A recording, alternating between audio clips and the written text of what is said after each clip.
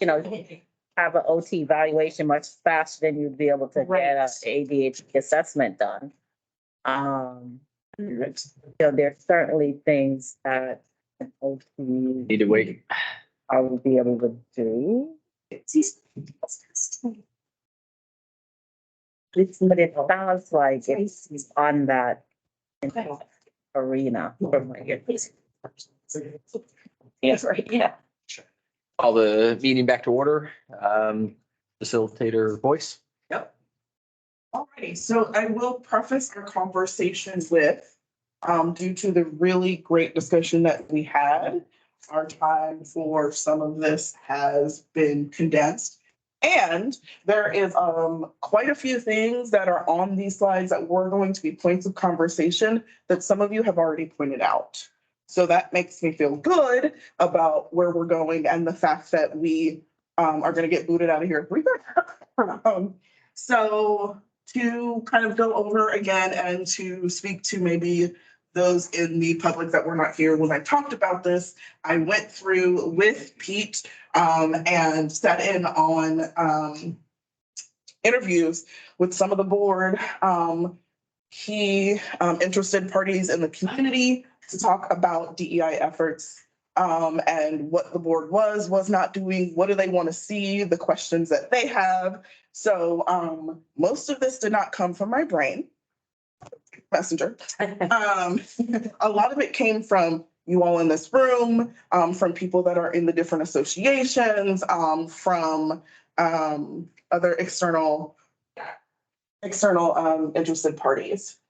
So we're going to modify the activity just a little bit, but we're going to review some of the DEI relevant areas where the board chairs and staff, when I say board, I mean all y'all, where you have impact or influence and where it might be out of your scope, right? So not everything that we're going to bring up, you're going to be able to directly have impact on, but the exercise of having the conversations and thinking about the ways in which maybe you can influence who joins pharmacy in Oregon and gets educated in Oregon and then stays in Oregon, right? Maybe not.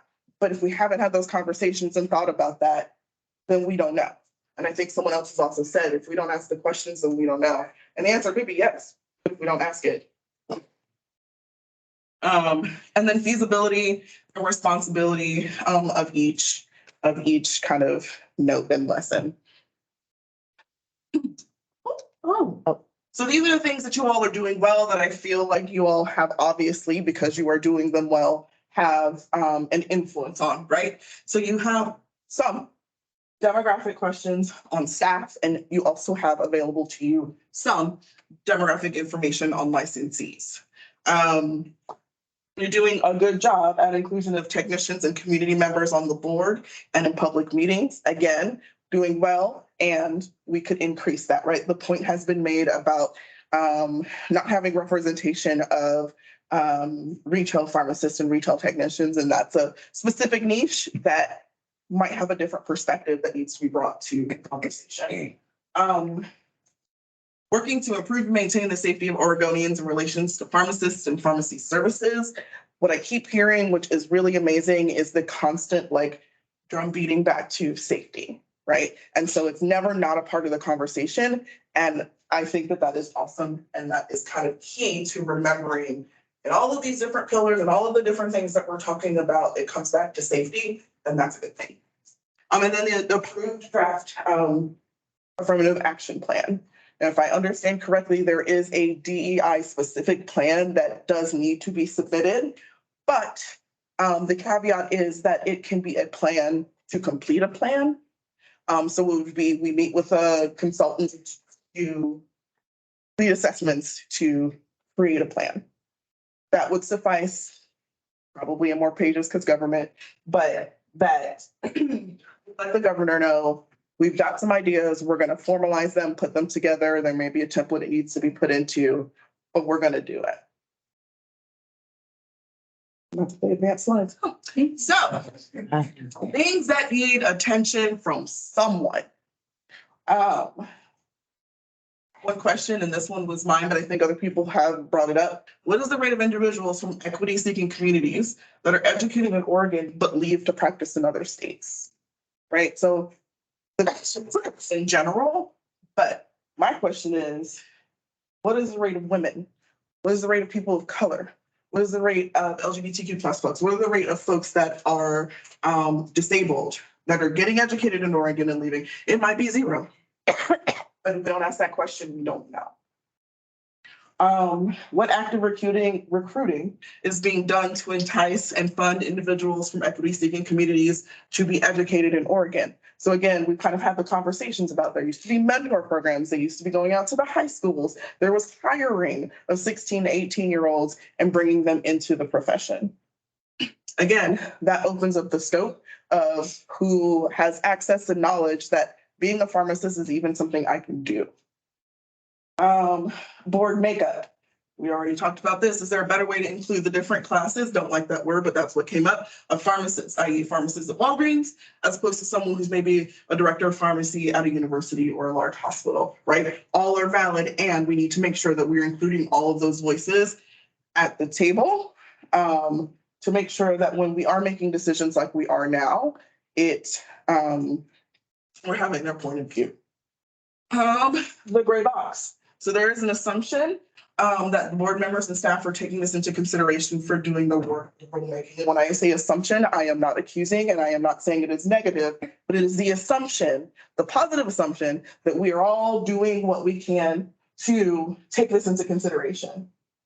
That should be and. The volume of risk, the volume of rules risks making this effectively a checkbox. And what I've also noticed is not just for equity, but for all of the other reasons why that gray box is necessary, right? Increasing and making more robust the cultural humility, education, training for licensees. That came up in a couple conversations with external interested parties about, I believe someone said, we did it because it was mandatory, but I can tell you that if it wasn't mandatory, nobody would have done it. That was a reflection from more than one person. So what does that say about kind of the culture that exists in the folks who are licensees currently? And where can we figure out how we can influence them to find it important enough to prioritize to do? Even if it wasn't mandatory, they wouldn't want to do it.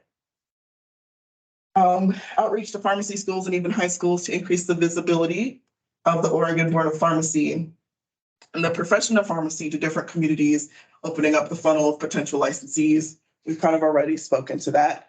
Again, what y'all used to do, what y'all are doing now, and where maybe you can or cannot impact that. It was brought up once or twice about the national assessment. Speaking of targeted universalism, which is essentially making things easier for everyone, so that we can ensure that those that are being left out are included, but those who are already in don't see any other difficulties in utilizing the tool, the assessment, etc. And then something else that we brought up, engagement of OBOP in legislation. And so these are just 9 of the couple of things. Like I said, some of the stuff you all have already talked about. A lot of them fall under multiple pillars. And again, like I said, equity is part of every single pillar. And just the ways that it plays out is different, right? Equity is going to look different in communications as it is in regulation and compliance, but it is still there. So before we move on to our brief activity, questions, concerns, comments? Or other things that should be on this list. Yes. Because I'm sure I've missed things that you all can see from your point of view. Yes. Board Member Vipperman. So can you just explain to me, number 4? Yeah. I want to make sure that I understand this. So From my observation, having conversations with different folks, it felt like we have the gray box. And can you explain that quickly? Uh, I get it. I thought, okay, so we have the gray box. I wanted to make sure, one moment.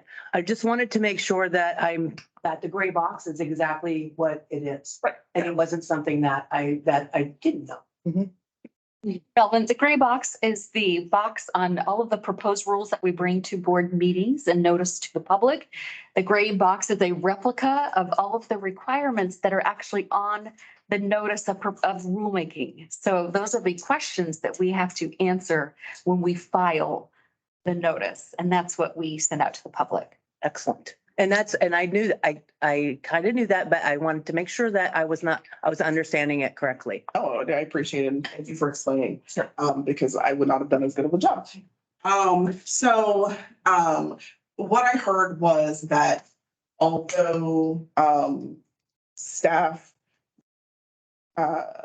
complete the gray box, right? Like that's a requirement. It is on every single, piece of legislation, every rule that you all, discuss and pass and change, that the volume of risk and rules, specifically when it comes to equity, a lot of the considerations of, and I think it was been mentioned, we can pass this rule, but now it changes this rule and this rule and this rule and this rule, and there's impact, inequitable impact, impact to accessibility, impact to inclusion. And because there's not enough time, we have the gray box. We did what we needed to do. We checked the box, and we did not then think about the cascading effects of where we're now going to disenfranchise registrants, licensees, the public. Safety is at the top of everyone's mind, but there are times where we're not thinking about how it could impact safety. Okay. Perfect. Thank you. Of course. Okay, you look like you're anything else that you all feel is missing or want clarification on?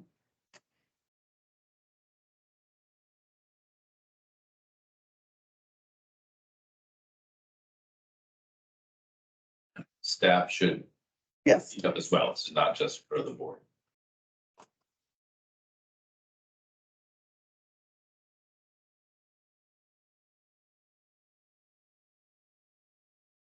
Yes. Board Member Doyle, with regard to your last comment about the checkbox, that yes, it was done, and we acknowledge we didn't look at these things. I wanted to acknowledge that I think those are very important things for us as a board to assess. But we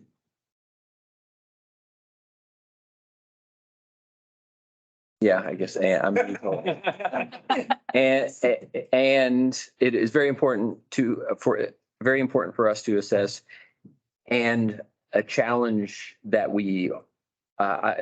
I often am encountered is that I don't know where that information could come from. I think that when we want to make a change, we're doing it for good. Right.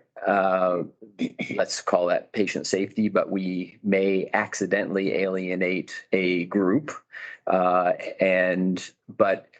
it is our belief, based on absence of available information, that it would harm that group. So I think, as we've talked about in the meeting over the last couple of days of trying to get some information, such as, why aren't there more RDSPs or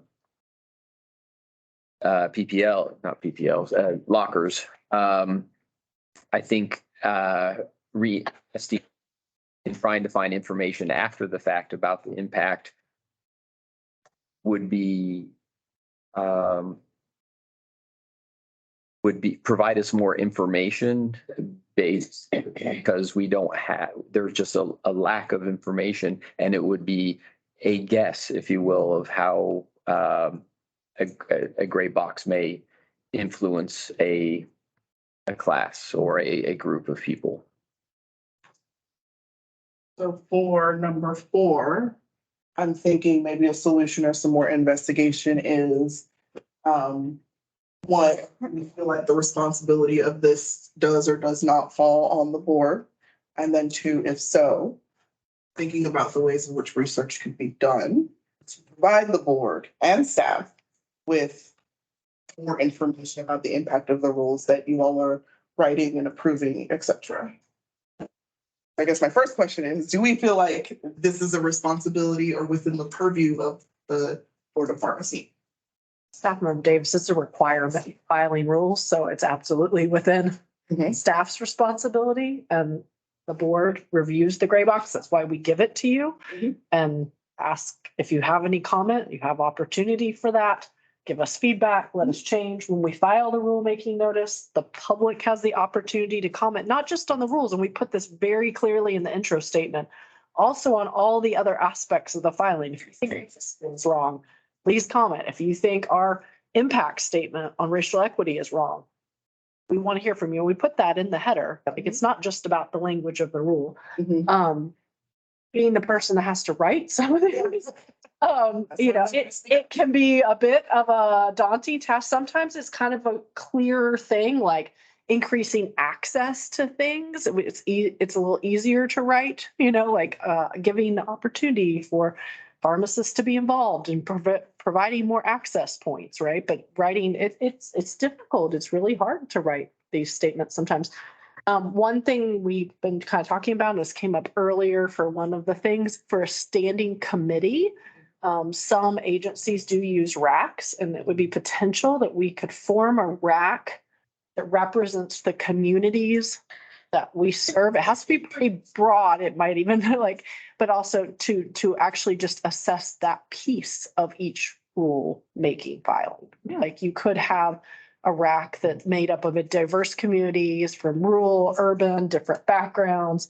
And every time, because that's what I know OHA has that, sometimes I just get an email that's like, we're going to have a RAC meeting. and then if we want to say something, we let them know at that point. So that might be one opportunity. So yes, potentially there's some ways that we could get better feedback from the communities that may be affected by a rule. Just to Staff Member Melvin, to add to that, the question on the actual filing is Statement identifying how adoption of rules will affect racial equity in this state. So that lens isn't always community specific. I mean, as much as we want it to be the state, that's different in every community, right? Do you see how this is challenging work? When you say in this state, This state. The state of Oregon. State of Oregon. right, That's what the lawmakers wrote. I guess my confusion comes in, how would including different sorts of people in that consideration still not encompass and be specific to Oregon?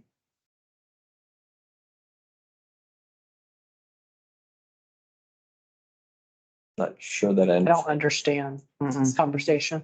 I was just saying, it's not targeted at communities. I wanted to make sure it's the state. So that's everyone in the state. Right. And sometimes it could impact certain parts of the state in a different way that would impact the other part of the state. So what I'm saying is, when we write this or we're drafting it, that's how we look at it, is the entire state. Yeah, I was trying to say. That was a question or a comment. Stefan Befroff, I guess, yeah, for clarification, so meaning all the communities in the state too, though, if it impacts a certain community within the state, that would be part of that. So it would all be included in that assessment. Okay, I think you're both saying the same thing. I know, are we? Okay. Is that, So I guess I'm agreeing this. it's getting late in the So day. Cindy, I think the point would be, it's not then inappropriate to call out the effects of a specific community within the state of Oregon. Because obviously it is going to be differential. And if you don't do that, in a way, you kind of, it's becomes pretty opaque, right? What really happened? Well, we're only going to include an effect if it affects everybody in the state. Well, that won't work. You have to be able to, break it down somehow. Yeah, and I think I am gonna write down that one point. I would emphasize the actual activity and embodiment of having that conversation. Because yes, we're talking about Oregon, but the point that Pete made is it's not gonna impact everyone the same way. And even if we're not gonna change the rule, what needs to happen is the conversation about who it is to impact. And from the interviews and what I've said or heard and spoken to people, it is in the gray box. It is that language. And we are not having the conversation about who it will exclude or impact differently. Right? It's not necessarily to change the words on the page because the words make sense. But what is happening is the box is there, so we're good. And the conversation is not being had. Right. Yep. And board member, oh, no. Staff member Davis? Yes. Looking at me. So you were talking about committees, the RAS advisory committee. Thank you. Yeah. So utilizing RAC/work group. I think this is RAC. This is rules advisory. This is very clearly. And it would meet all the requirements of that.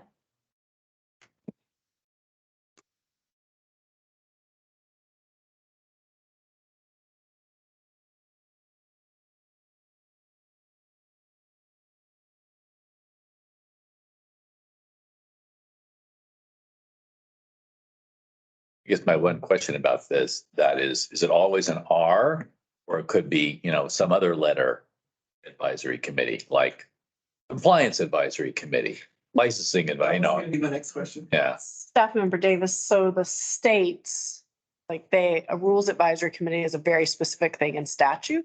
Uh-huh. We also have work groups, so it could be a RAC or a work group. Those would be the two options. It wouldn't be like a compliance advisory committee. Other agencies that have industry advisory committees. Right, and that would be like a work group. So the rules advisory committee is like a statutory phrase with Understood. statutory requirements, but like, for example, they put together work groups where it's people with expertise on compounding. And so that might not fit all the statutory RAC issues, but it's a work group of experts in that subject. Yeah, kind of, yeah, subject matter. Usually say RACs or work groups. Could you Yeah. call something an advisory committee instead of a work group? I think the point is the term advisory committee suggests to the people on that group that we're looking for your advice. A working group, as I'm a facilitator and I'm standing in front of a working group, I'm thinking we're going to create some end product. We're doing work. When the reality is, I think what you're looking for could be really more advice and input on a particular topic, not to produce an output that a working group would do. It's, to me, the vocabulary is what's wrong with having an advisory committee on a different topic? Is that not provided for under statute? Well, I think this is Joanna Tucker Davis. We can call these groups whatever we like. That's But what I'm, the only issue is that rules advisory committee is very. I understand the rules of. That's like- That one's totally clear. Yeah, and it just, right, but I just have other clients yeah. that are Oregon state agencies that have advisory committee, and they're not rules advisory committees, they're advisory committees on completely different things. And I just think that phrase advisory committee has some value to it in terms of what we're asking the function of that group to be. And this, to me, seems to be like that. It's not a work group to make a recommendation. It's a work group or it's an advisory committee to provide input. That's why I want to make sure that if you use that phrase, it's still. Oh, I do think what Joanna Tucker, staff member Davis, I think staff member Davis is saying, let's make it a statutory rules advisory committee. Yeah. But sometimes you We have other ones. looking for input on things that are not rules, is my point. Oh, right. Well, that might be a different, sure. Yeah. They could function in different ways. Sure. I feel. The Diversity, Equity, Inclusion Advisory Committee. Yes. Thank you.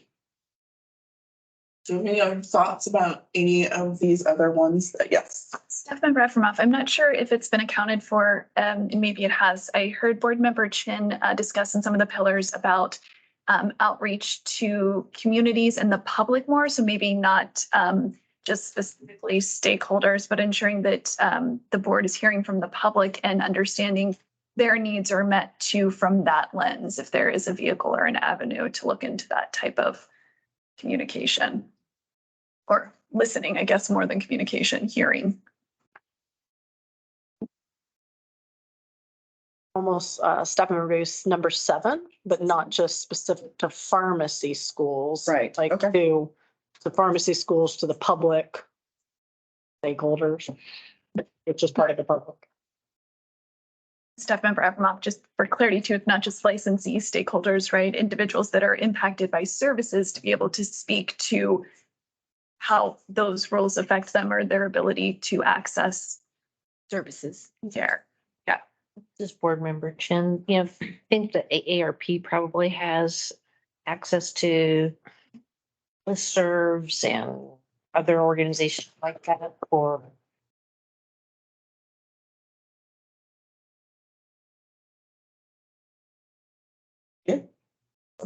Waiting for I'm done.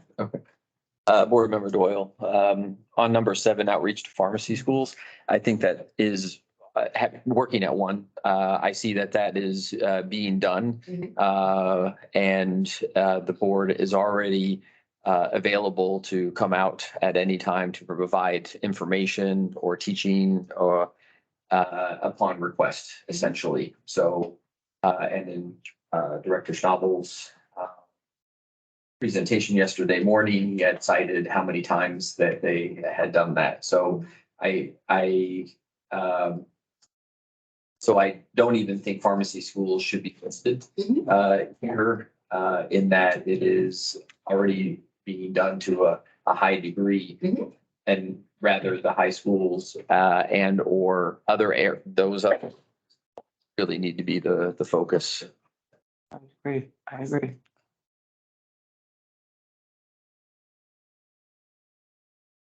This is Staff Member Davis. Number 8, I just maybe could use some clarification on, because the MPJE is the law exam, Right. but then it says national assessment.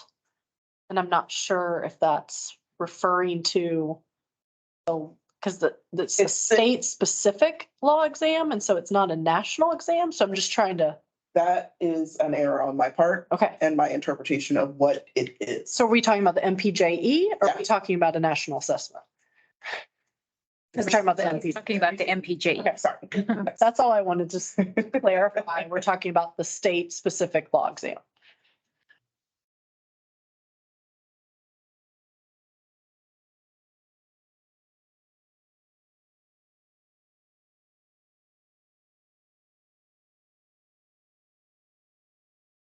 I think doesn't really do that. I'm left my 2:30. 2:30. And Board Member Doyle, if I can ask some more clarifications on Of course. 8, Mhm. is that there's the multi-state jurisprudence exam has components of federal law and state law, and the each state board of pharmacy is involved in writing their own questions. But it's still a combined exam that's not wholly managed by one particular state. Right. And when we're talking about universalism, is that for the State Board of Pharmacy for Oregon to be working on their particular questions to a better degree? Is it, or because there's another story around perhaps having this exam, one exam for all states? Yeah. And so I'm just trying to understand of what this statement is trying to what we should be working on. Yeah. And again, this is not a static list. You all can look at this list and be like, nope, we're going on nothing. But from the conversations that I had, they were speaking of the whether or not the board, and maybe I obviously didn't explain well, whether or not the board has had any intentional influence on that conversation that you're talking about to make it so that everyone takes the same test, that it's not the kind of like state-specific statutes. And then to look at the entire assessment and figure out if there are ways to increase accessibility and access to understanding what's on the test, having access to study materials, kind of making sure that folks aren't afraid to take the test because they don't understand what's on the test. So it might not seem clear. I'm doing the best from what I gathered from a couple individuals. And again, I'm bringing this from the framework of this might not be something that you all can influence. And it might be something where we're like, oh, as the Board of Pharmacy, we support making the test so that it's not state specific. I know that there's going to have to be conversations and things like that. And I'm not saying that's what you need to say. I am saying that having a conversation about that from interested parties was something that we were told would, from a DEI perspective, be something that they want to maybe seek. Yes. Staff Member McLean. So I think it might just need a re-education conversation for all parties around the exams and what they're for and how they're targeted, because I'm looking at this from my knowledge base going, the statewide exam is just so that people understand the Oregon laws and that they're equipped to practice in the state of Oregon. There is a national exam that they have to take before or after this one that qualifies them to become a pharmacist. Right. And so I'm all for identifying ways to address the equity and diversity, but I don't know that the Board of Pharmacy in Oregon has the impact unless we went out and wrote our own state exam and stepped outside of our path of the way we roll right now. Not that we can't roll different, but the way we roll right now, in working with the National Association of Boards of Pharmacy. And I think they are looking at those things all the time. So it might need to be more education around the exams and the purpose of those two exams, I guess is all I'm saying. And this exercise is what I'm talking about. I'm not saying we go out and do it or that we're making a plan to do it. It is to have that conversation, right?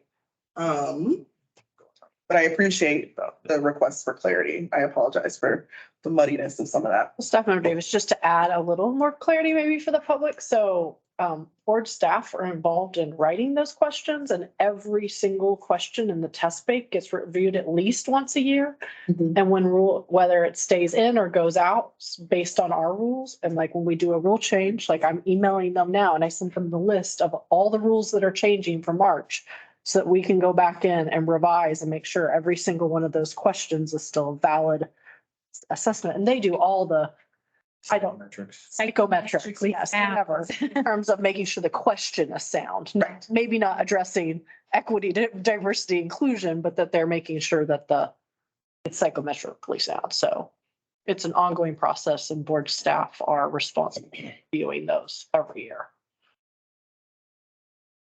And board members can participate in writing questions if you want to go to Chicago, write questions. So I hate to close this activity early. But I can come right to it.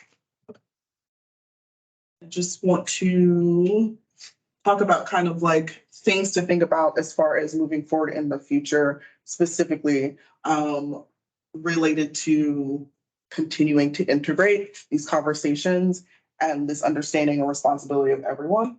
So again, the affirmative action plan has been approved, but it can stand to get more specificity in many areas and could be reworked to reflect the stated commitment to equity, specifically the charge that Executive Director Fox has on increasing the ways in which the board shows up for DEI. Another suggestion, engaging in the equity assessment and activities provided by the governor's office. Again, like I said yesterday, there are many of them. Some of them are really big, some of them are really small. But engaging in those activities and utilizing the resources that the governor's office and their team have already provided for us to kind of go through. And this is more of a culture thing, but integrate DEI is part of everyone's job, right? In form, Karen is a DEI lead. In function, it needs to be everyone's responsibility, whether you're board, whether you're staff, whether you're new. And again, the ways that that's going to look in your position is different, right? You know, it's not going to look the same for Executive Director Fox as it is going to look like for Board Member Patel. Right? You all are coming from different places. You have 1, different lived experience, 2, different professional experience, and 3, your responsibilities to this board are different. Begin working on succession planning. That is also part of both the affirmative action plan and the DEI plan. This is also a very big functionality of equity and accessibility, right? If we have people who hold on to positions and hold on to information, nobody else can get in to come do the work after us, right? And God forbid something happens to someone, all of that knowledge goes with them. If Karen wakes up tomorrow and is like, I'm joining the circus, all of her knowledge, A different circus. you know, and so we need to make sure that there is someone that can come behind and have at least some sort of idea of what she does to support the organization from not going back 5 steps. Because now we have to figure out what were her processes? What are her passwords? What does she actually do?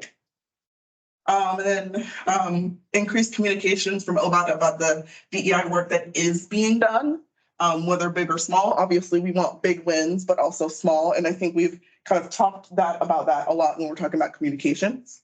And then again, increased visibility of OBOP with universities, communities, and associations, which again is captured under that pillar of communications. Thank you. Sorry that it was as quickly as possible, but hopefully we kind of start to understand what it can look like with actually having these conversations. Because again, we might not be able to do anything about any of it, but we have to have the conversations. So one of the things we may do, and we can talk Director Fox about how to do this, but that previous list, one of the big questions is, what are the things we can really affect? What are the other things that we can influence? What are the things, as she said, that we, really don't have anything to do? And how can we prioritize our efforts on the things that we can really do something about? And hopefully those will reflect back on some of the things we've identified in the priority areas. So we have 50 minutes left. So we're gonna move fast. So what we'd like to do, this is for the board members. We've got an array of goals identified in each of the pillar areas, and they're posted on the wall back there or on a flip chart. And just to kind of get a sense of what are the most important out of those things. Everything's important, we know that, right? But in order to marshal resources, focus on the things that are most critical, it's good to know, okay, if you had a choice between this and that, we really want you to kind of focus on that. We don't have time to discuss it all. So I'm going to take one of the facilitators' cheap tricks, and because I swear these dots are not that expensive, and give you each an opportunity to go across all of those 6. It's actually 7, but you've got 2 there for regulation, and I'm not even gonna read them, but you walk around, think a little bit first. And then I've been going back and forth and back and forth on how many dots to give you. But I don't want you to be too constrained. So these are in rows of 5 if you hold it this way, and 7 if you hold it that way. But why don't we go the 5? So you can take up to 20 votes. That's a lot. So you can, if you say this one is so important to me, you can put all 20 dots on that one. If you put all 20 on technician training, What? okay. That is exactly what I'm gonna do. So Don't give her any idea. you have a question? I do have a question. This is Board Member Beeman. As we go through this, previously we had photos taken of the original Mhm. papers. Could I request that we have photos taken of these after this process? Absolutely. And that those be added to our iPad documents so that Board Member DeBarmore can see at least part of the process of thinking as she reviews the strategic plan to try to get Absolutely. as much transparency for her. Obviously, she can listen to, but she can actually see a little bit better. If I were to scroll through my photos on my phone, you'll see family, new car, whatever, and then there'll be a whole bunch of flip charts. Why are these in the middle of this guy's photo album? Well, because this is what we do a lot, and thank goodness for the phones, because we used to have to lug away big rolls of flip charts, and now I still do that. Question? No, she doesn't I have don't think any. Board Member Hemming got stickers. I'd love to give you some of mine, but I got I planned. counted the right number. You can only use 20 of those. Right? 20, so you can disperse them as you wish. You can decide, here's my top 1 or 2 or 3 on each page. So it takes a bit, but I want you to get up and walk around and look, start putting up dots. And then after that, we'll kind of take a quick tally on what they are. And then we're gonna go around, and I would like each board member to just share your thoughts on what to you are the most important directions coming out of this meeting, so we can wrap as close as possible to 3:30, which is our scheduled adjournment time, and don't want to go beyond that if we can avoid it, even though it's a bit of a jam at the end. How long do you have? What did I say? 15 minutes, 3 8 o'clock. minutes. If you could get it done faster than that, say I'm done. So that'd be 3 o'clock. Did you bring it to you? Rachel, It's all two. I'm sorry, whenever you're free. I'm renaming these because I am, yeah, so Barbara won't have to wait so No rush. minutes. Right, I'm gonna pull up.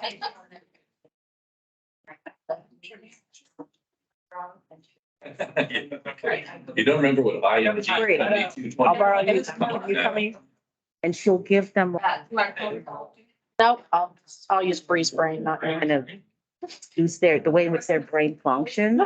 Our brains just don't Well, function. on one of these, your first choice. and one Brains is- function differently. So we need different tools that we can adopt to, It's so interesting. Mother-in-law was an artist. It was interesting to clean my. To go, and it was always like, I was literally just like, she's coming here to talk. No, by the way, it is okay to talk. My son is. Yeah. And she said, I just kind of thought, just send them an email and say, we're still discussing this and that we should talk as a group with our. Okay. To set a meeting. So I just wanted to run the language. So I just. Rachel didn't work like everybody else. And it's hard because you're like, my brain, I think brains should work a certain way, right? Internally believe it would be best for us to talk as a group with our AAG so we all understand the concerns related to. Right in that moment. Please provide. Thank you. Very basic. Review with the next week or two. Next week, our calendar. Next week, and I know. so busy because I have board packet. So like for me, that's. And you may not be After would able be to- great, and it's fine if I'm not there. Yeah. Yeah, I know. yeah, So it's it's just fine. Right, the other thing is. And I think it feels like they said the urgency, right? So we're trying to respond. He said just a copy. Are you AAG? Perfect, because I was like, I feel weird just. Yeah, I wouldn't. It's very strange. No. And then Business entity. Yes. Okay, that's called. No, this is the accessibility of Make the it so hard. application. Yes, they make it so hard to do it and to be qualified. I'm trying to, 500,000. that other kind of things. My plan is to try to get that done over my winter break. As of right now, I don't. Yes, because Because when I started my business, I was still working at a clinic more than full time. And then, once I left, I've just spent all of the time. I'm thinking, in my mind, I'm sitting here going, great. Yeah, last time. I have to start all over. Sure. But to me, it's just. Your office. I mean, that is Positive. quite literally what I. I figured. Yeah, yeah. That's what I figured. You would be doing it so peak. But anyway, it's my. Obviously, Process going fine, but. eight. Or Yeah, and I mean, I think it depends. No, you're good. I just want to make sure you get what you need. With the one or two conversations I've had with Mom, that we're definitely kind of on the same page on a lot of things. So I think that, however we need to make this work inside and outside. Outside is fine, but we just, but I don't know. Yeah, I know, I know. We did. Oh, that's it. Oh, so because of that, that's the one process of.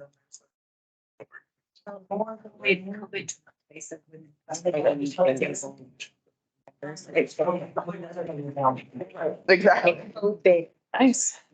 Base of that. Right. In court. Right. Um, It's like new emerging businesses too, and all of that. But yeah. And it's probably, have you, People has to write. Yes. Do they know there's one over there? Is there one for them to mark up down here too? No, they're all over there. Here, right, beautiful. Just making sure. Are these gonna be the? They're the Yeah. goal. The final goal. Yeah, do they? we'd call them priorities / goal. That is a good question. I'm not sure. I mean, that is one I need to write down because if there is a list like that. Yeah, you could have access to that list. Yes, Yeah. actually. And then you all would get someone who knows what y'all are doing. Making sure you get Yeah. the plan and stuff. Yeah. You don't. Yeah. Oh, yeah. Frankly. When they're done at the end, it's jumped in. Yeah. Yeah. So great. It would definitely be a different experience for you if at least the creation of the plan is someone else's full-time job and then support to execute it. Because just writing it is one thing. See the birds, the side of the table. See nice. Right. I can kind of see the Shark Tank a little bit sometimes. Yeah. Now they can go, yeah, this, does you need, think we, geez, guy, even if I didn't feel like we really. Right. We did. Mhm. And that's some of it's even. Yeah. Yeah. And how do we do this? I know. Right. We're not DHS. Right. Or. Right. Much smaller. We don't have all. Right, exactly. They have full-time position. Right. Exactly. That was my. Hey, Jen, Exactly. the NAB, Exactly. NABP, That's not impossible. That's not possible because you It has have another any- job. It's on the placard. just to the board or? Yeah. Well, it's always been. Yeah. So, and it shouldn't, and I think that that's, If they're free on. inadvertently kind of the way that the governor wants it to end up not being. But it's this first part of like creating a plan and then integrating that plan and then making that plan. Get ready to run out that door. Hopefully it's a little dry spell, they're thinking they'll lock the car. Oh, yeah. You know, I actually have a raincoat in the car, not here. And I mean, time is a factor, right? I think time is the biggest part because you just need to have time to have conversations where we might end up saying, that's not what I do when there's. I'm on the road. And if they exercise the mentality of having the conversation. And make. So because if we brought it up and we can't do anything about it, but something changes and now you can, we've had that conversation. So now we can say, oh, governor's changing rules or regulations have changed. Because I won't be so bad on that. And now, we can, you know, and if it's not something that might be able to, you know, Tina, like, hey, girl. Yeah. You know? Personal friends of it. Absolutely not. I've never met her. Would love to meet her. It's so funny. I have. Point, Lisa will probably stop. So maybe. Yeah. I'm like,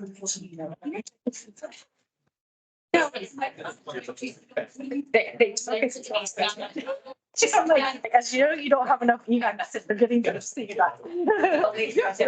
You tell Rachel that you're already. I said she's personal Yeah, friend. like personal friends. And like she gets, it's like, it's like some conversation. She got a personal person and I'm like, let's. Okay. Exactly. But anyway, yeah, I mean, there's like definitely not to speak for you. Yeah. I just need to go over what happens when you go into person is. I had it, it's one day. The second piece, I tried.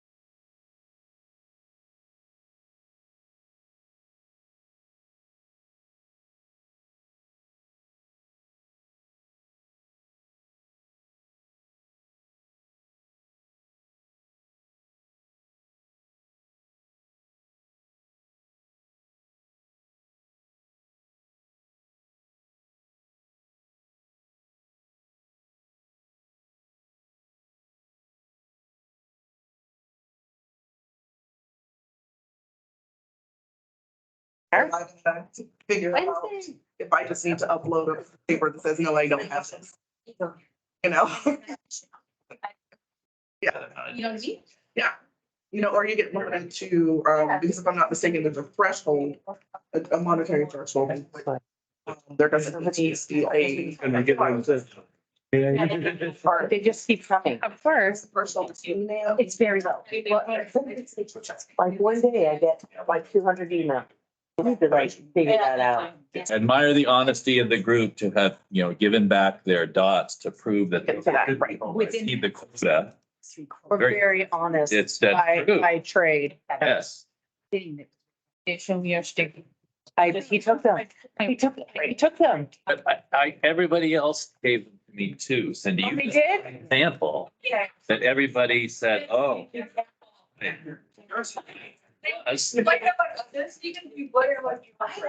don't understand. Understand.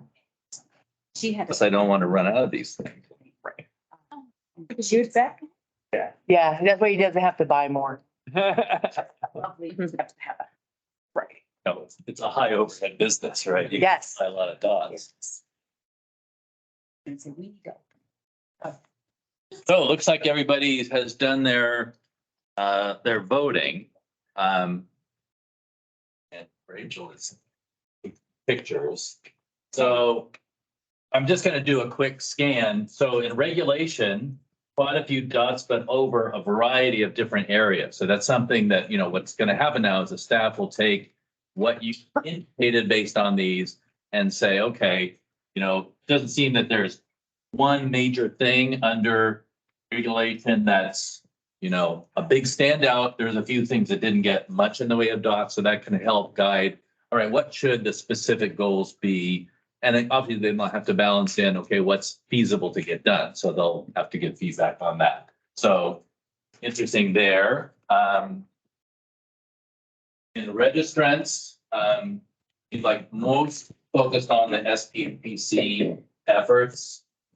There's a couple here that are part of that. I'm not gonna add them all up now, but we will add them and show total for these at one time. So interesting on that one. Here in communication, a lot on this engagement and activities to foster culture. That's a big challenge, but also includes trust. So definitely some direction in this broad area, which I think is really helpful. Innovation, kind of similar. A lot of dots on technician education. We all know. And I love you all. It doesn't matter. So, but again, kind of a variety of, interest in all these areas, but, how much we can really focus on that relative to some of the other things, you kind of say, okay, technology is important, but it may not be the biggest priority right now, even though none of these things get ignored. It's just kind of what are going to be our major areas of focus. A lot on licensee. So all three of these got quite a few votes. So I think the big question on this is, how can the board on its own do this? So this is going to be the one that may be the trickiest in the way of it's super important. But what kind of lever can the board of pharmacy pull here? So it's maybe requires some creativity and discussion. Because it's a tough set of questions. And then here in operations, clarification and updates on behavioral mental health and mental health. That seems pretty high. Appropriate software. Yeah, so again, none big standout other than the mental health seems to have a lot. So I'm just eyeballing this, but you can kind of get a sense of where the things are. Yeah, we really need to work on this. I'm a little surprised that this restoring opportunities for interim discussion on rules, priorities, and rationale for the board didn't get more votes.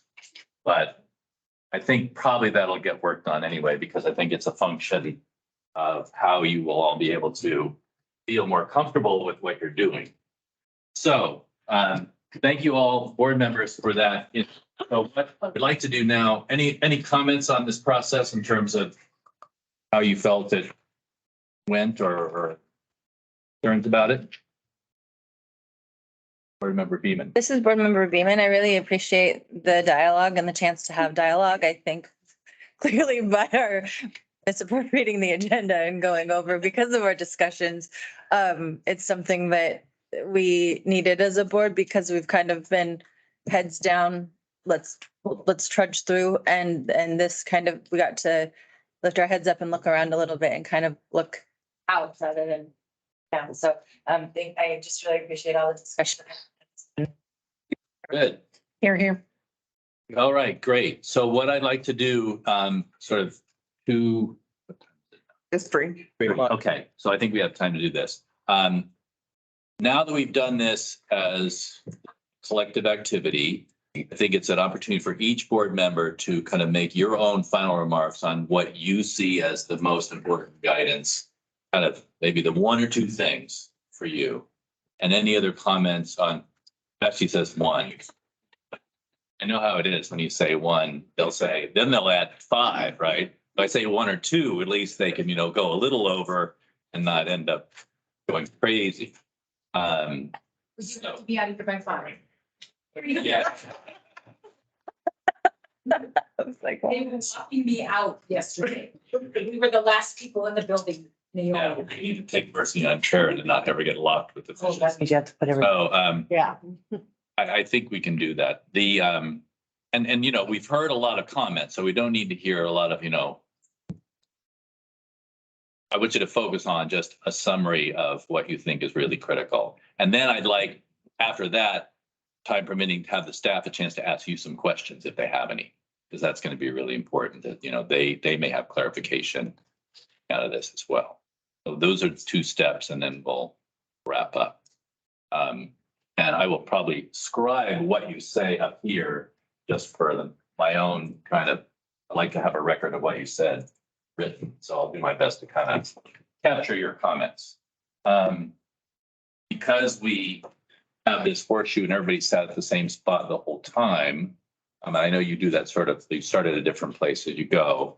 Why don't we start, if you wouldn't mind, Board Member Hemmings, can you be the first person, and then we'll go this way? Board Member Hemmings, what is it that you want me to do? To summarize your thoughts on what the primary direction priorities should be, and any other comments you have about the impact or your hopes going forward for what we've done for the last couple of days. I would say, Board Member Hemmings, everything in communication.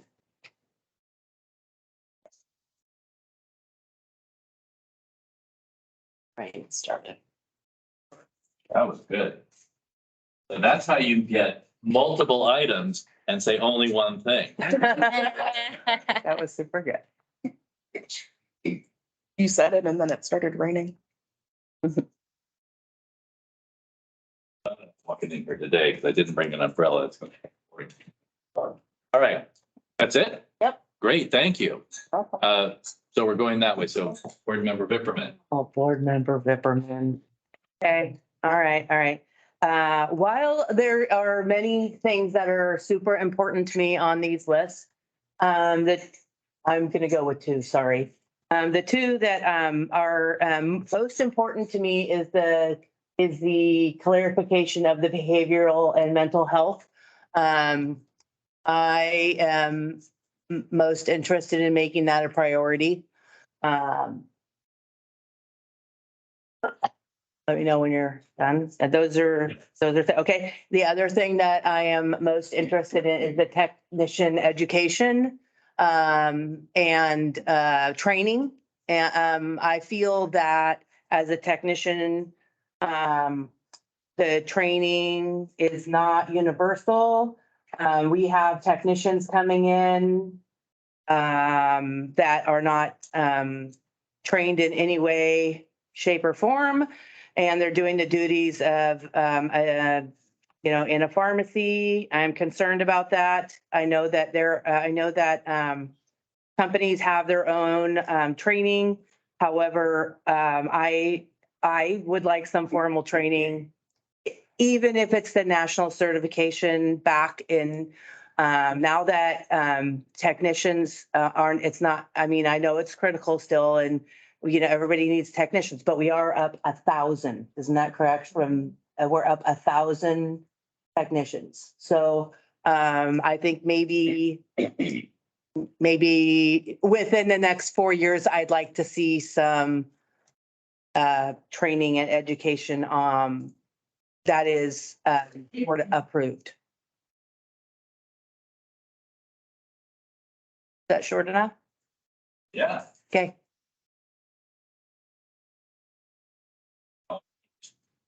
Board Member Beeman. Board Member Beeman, if I haven't said it enough, I'm going to continue to fight the box checking and support professional fulfillment, and also to re-engage and re-establish the trust and reset the tone with everyone with whom we communicate.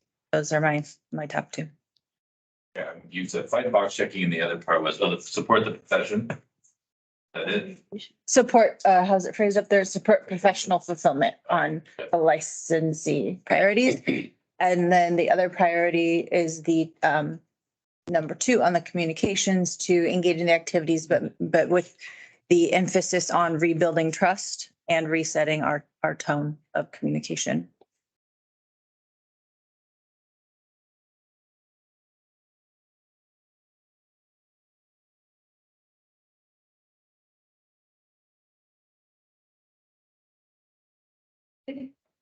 Next. Board Yeah.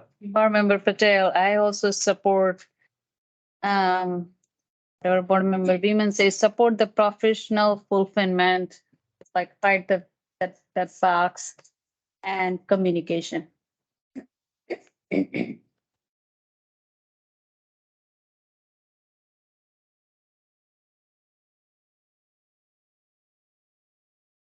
Member Joyce. Board Member Joyce, just two things. I mean, the board, we're not in, it's not our job or our role to ensure pharmacies, profit and all that, but we need to make sure they stay in business.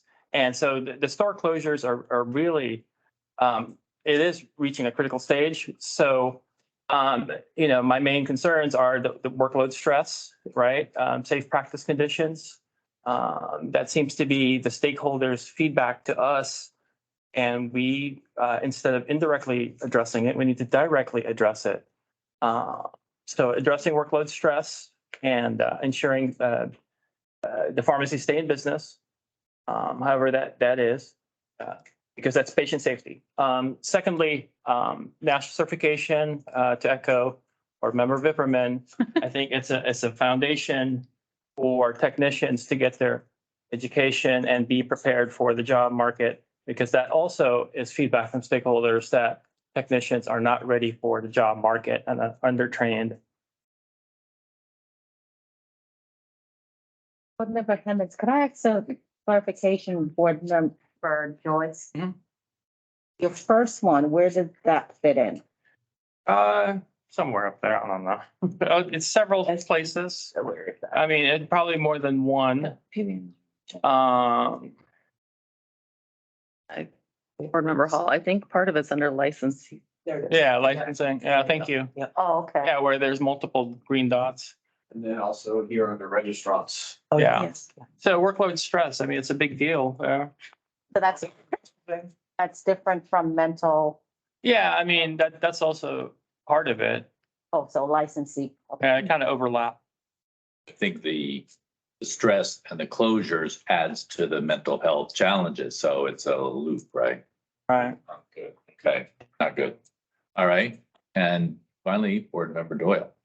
Not finally. Oh. Started in the middle. Time check, yeah. I'd like to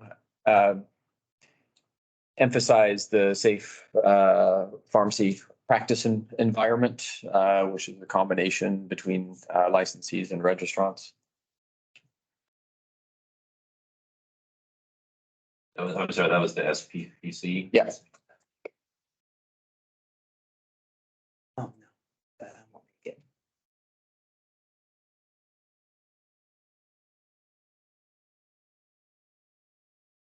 That was it for you? Or did you have another? Why would he get more than two? I think that was just one. I thought it was really one for both groups, correct?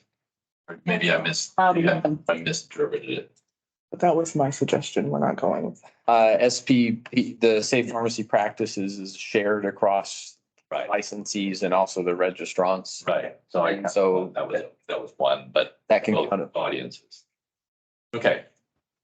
Good. Right. Oh, there you won't be able to see it.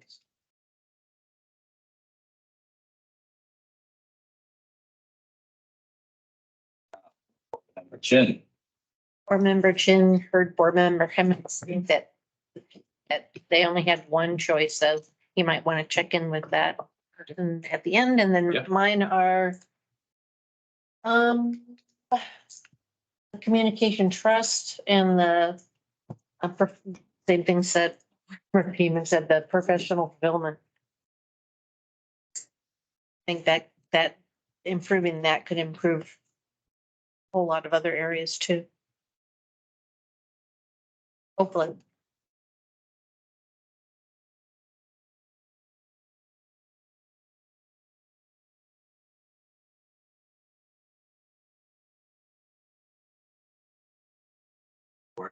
Oh. Board Member Hall,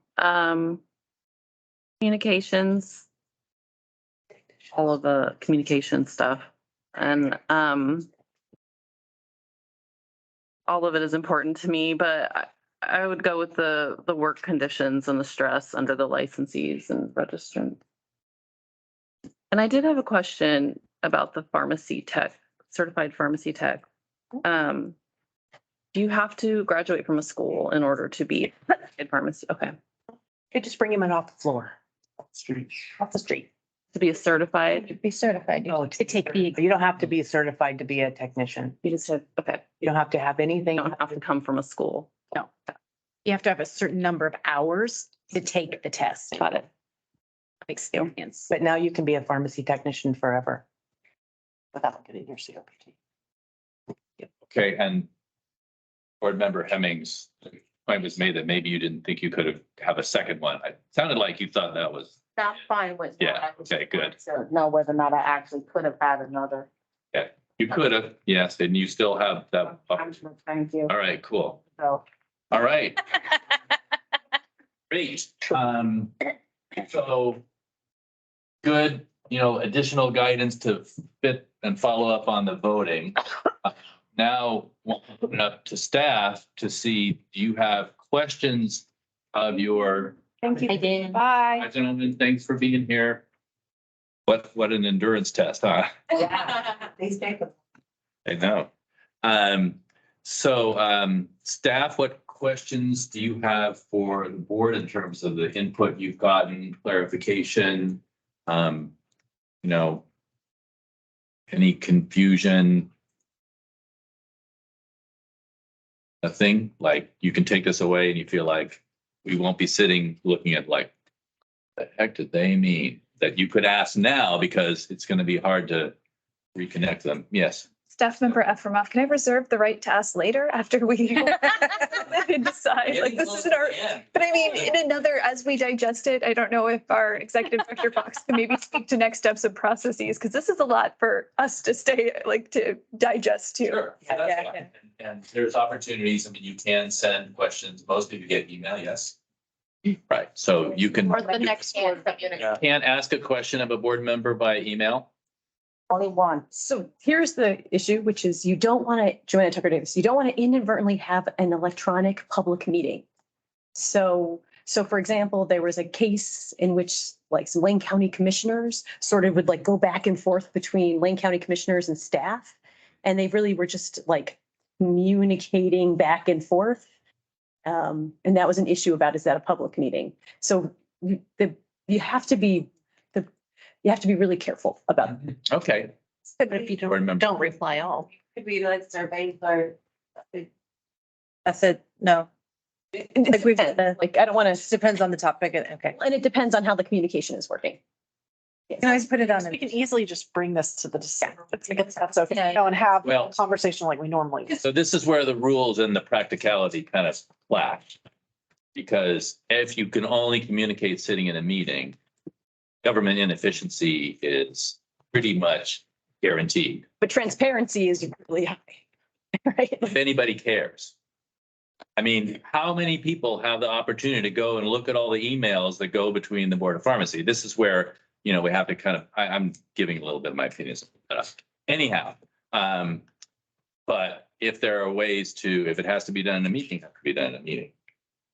All I was suggesting was if we had a question for board member Hemmings, she can't send a note asking her a question. Well, so the hard part is, let's say, can I retrace my statements? Ask board member Hemmings a question, and then she asks another board member a question. And from those, she comes to a conclusion that the board didn't discuss with each other in a public meeting. That's the part where it can be I see. hard. Okay. Staff member Efremov, just to clarify, I don't have any questions on what was discussed here. I think we'll follow the process and whatever next steps need to be done. I'm hoping there's still that interactive kind of feedback line. Right. Potentially, and how we get where we're going. Good. Sorry. So, no, that's fine. If you have no questions, then I want you to invent them. Anybody else? I'll just say, just from the staff perspective, there's a lot of great feedback, a lot of good information that we received today. We're going to take that back starting next week, because tomorrow is a holiday. So happy vets for everyone. So we'll take the information back, receive it, socialize it a little bit. And if I remember right, the top of the hour, when we kicked off the meeting today, we talked about bringing, working something in the December agenda. President Doyle, right? The vision. You know, the bit, well, part of the strategic plan. So if we wanted to bring something back, that would be the appropriate time to make sure that we're meeting our state statute and it's open, and if you all have board direction or opinions about certain things, we could share it at that point. Board Member Hemmings, wasn't there something mentioned about an equity statement? Vision. Oh, that's. I raised that yesterday. Is that gonna be part of a meeting somewhere in February? Thought that's what we talked about for February. I talk about vision. It's part of the values, right? Yeah, Board Member Doyle, I misspoke about the vision, and that would be February that we had plans. And the equity statement, I will engender conversation either at the December or February meeting. I think that's very important for us to continue to discuss. We didn't reach a conclusion at this meeting regarding that. And specifically for December, what you're alluding to, my brain is tired and not able to recount. I think it was just generally the plan about talking about it further in December, because we thought that there might be some deadlines coming up at the end of December. We believe those to be not as stringent as December 31st, and we have some leeway. So I think this is going to be a continuing conversation for strategic planning finalization in December, in February. And my interpretation is that if we could finalize the plan by the June meeting, then that we're well within the regulations of the state, and probably it might be how much time we need to run through everything, but that's just a conjecture on my part. President Doyle and board, if it would help, I could just send the statement I stated yesterday to the board. So when I stated the equity statement, so you can be thinking about it by the December meeting, if you so choose to bring it up, or by February. So if that's the will of the board, I can do that. Great. Yeah, thanks for a reminder about the equity thing. Yeah, we didn't have time to do everything we would like in these meetings. All right. Well, that went faster than I thought. So as far as we're concerned, I'm sorry, before we adjourn, may I just make a statement for Board Member Beeman and everyone else? There are write-in teams now, so you will see. Sorry, in the November strategic planning folder, I made a folder for the image of the flip charts where we started. And then inside that folder, there's a folder with your green sticker priorities, and they're labeled by. So everything is accessible to you right now. Thank you. You're welcome. Thank you. Okay, that's all. Okay. All right. I will send an email to Board Member DeBarmore so that she's that. Thank you. Okay, well, didn't expect it to be early. Any other comments? Questions? Yes. Just a Board quick Member one Chen? on the, I had mentioned to a couple of people, but not everybody heard it on the vision statement. I had made a suggestion on the last thing, enhancing patient access as a potential option for that word. I think that covers what we're trying to convey. But there's lots of other words, but that's one that came to me. Good. All right. Well, if there are no other comments, I'll turn over to Board President Doyle to wrap us up.